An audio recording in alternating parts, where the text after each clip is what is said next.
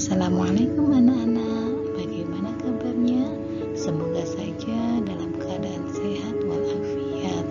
Ketemu lagi dengan saya Ibu Nurul Ma'rifah dalam pelajaran Pendidikan Agama Islam dan Budi Pekerti kelas 6 semester 2 dengan tema menerima qada dan qadar Allah.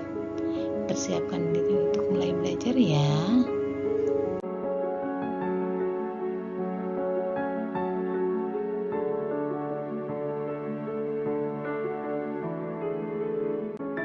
Sebelum belajar, kita berdoa dulu supaya apa yang kita pelajari hari ini dapat diridhai Allah dan bermanfaat untuk kita.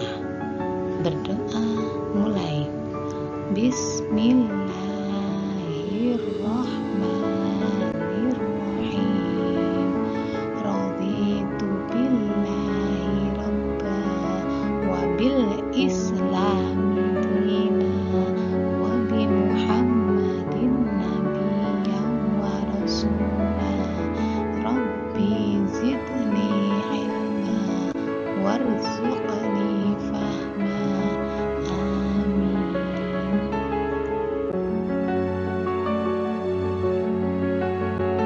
Anak-anakku yang soleh-solehah, tujuan pembelajaran kita kali ini yaitu 1. Meyakini adanya qada dan qadar Allah.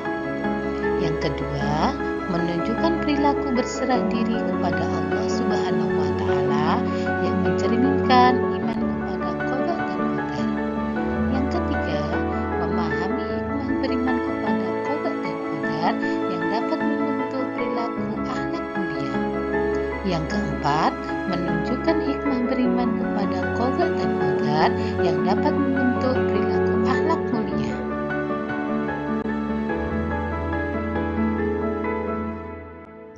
Anak-anakku, tahukah kalian menerima qada dan qadar merupakan salah satu rukun iman yang keenam atau yang terakhir? Rukun iman yang pertama yaitu iman kepada Allah Subhanahu wa Ta'ala. Rukun iman yang kedua yaitu iman kepada malaikat-malaikat Allah. Rukun iman yang ketiga, iman kepada kitab-kitab Allah. Rukun iman yang keempat, iman kepada rasul-rasul Allah. Rukun iman yang kelima, iman kepada hari akhir atau kiamat. Dan rukun iman yang keenam atau yang terakhir yaitu iman kepada qada dan qadar atau takdir. Anak-anak, pengertian qada atau takdir mubram dibagi menjadi dua. Yang pertama, menurut bahasa, qada atau takdir mubram adalah keputusan atau ketetapan terhadap suatu ketentuan yang telah ditetapkan oleh Allah Subhanahu wa Ta'ala bagi makhluknya. Yang kedua, menurut istilah, qada atau takdir mubram artinya ketetapan Allah Subhanahu wa Ta'ala sejak zaman azali terhadap semua makhluknya dan tidak dapat dirubah karena kemauan atau usaha manusia itu sendiri. Zaman azali yaitu zaman sebelum Allah Subhanahu wa Ta'ala menciptakan makhluknya.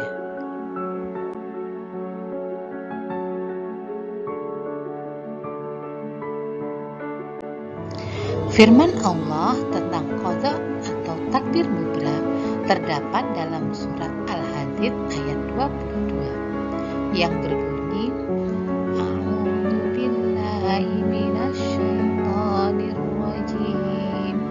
Bismillahirrahmanirrahim. Ma asaba min musibatin fil ardi wala fi anfusikum illa fi kitabim min qabli an nabra'aha. Inna dzalika 'ala Allahi yasir. Shadaqallahul adzim.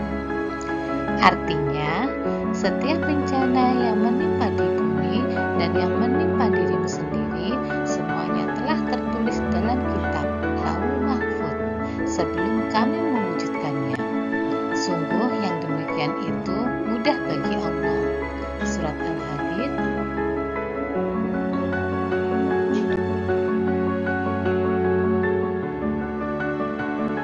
beberapa contoh qadha atau takdir mubram yaitu kiamat, kelahiran, kematian.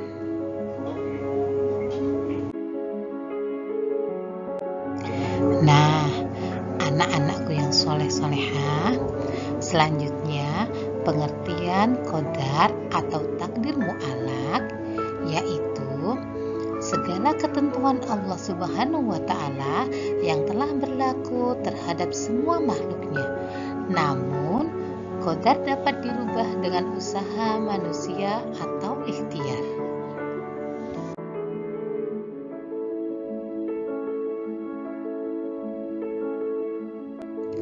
Firman Allah tentang qadar atau takdir mu'allaq juga terdapat dalam surat Ar-Ra'd ayat 11 yang berbunyi A'udzu billahi minasyaitonir rajim. Bismillahirrahmanirrahim.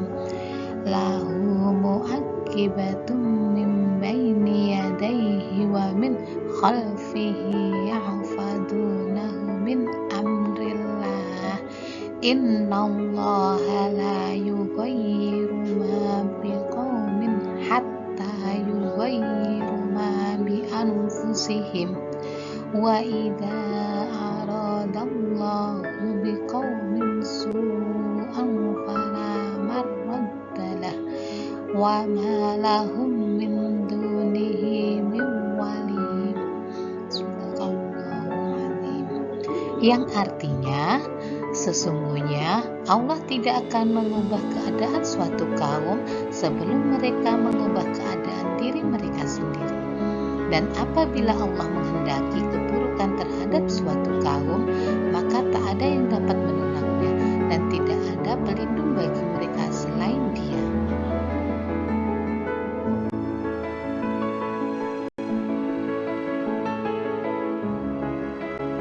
Beberapa contoh qadar atau takdir mu'allaq yaitu menjadi juara lomba, berobat supaya sehat, dan menjadi juara kelas.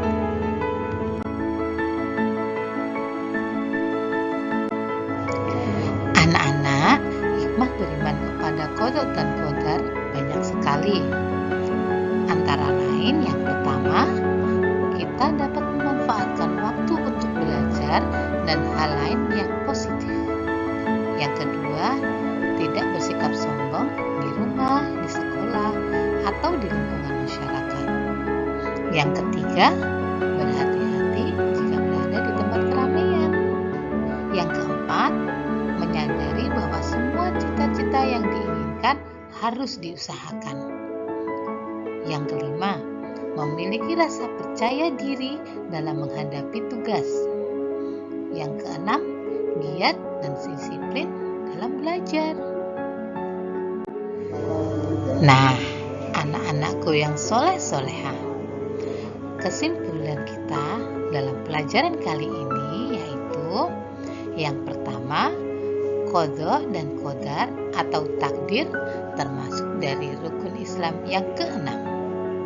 Yang kedua, qadha atau takdir mubram artinya ketetapan Allah Subhanahu wa Ta'ala sejak zaman ajali terhadap semua makhluknya dan tidak dapat dirubah karena kemauan atau usaha manusia itu sendiri. Contohnya kematian, kelahiran, dan kiamat.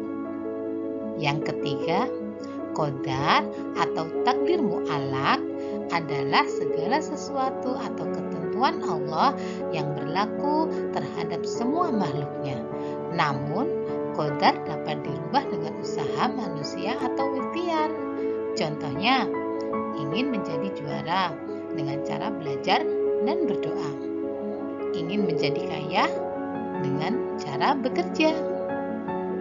Kemudian, hikmahnya dengan memahami qadha dan qadar atau takdir, kita akan semakin untuk kuat mendekatkan diri terhadap Allah dan giat dalam disiplin belajar agar apa yang kita cita-citakan dapat tercapai. Anak-anakku, karena materi tentang menerima qada dan qadar sudah kita pelajari semua, Bu Ulul ingin mengetahui seberapa besar kalian memahami materi yang sudah kita pelajari. Kali ini Bu Ulul akan memberi beberapa tugas, antara lain berupa tes tulis, tes lesan, penugasan, praktek, dan portofolio. Kemudian setelah itu kita sepakati minggu depan semua harus sudah selesai. Jadi semuanya harus mengerjakannya, jangan sampai lupa. Alhamdulillah, anak-anakku yang soleh-soleha, pelajaran kita tentang menerima qada dan qadar sudah selesai.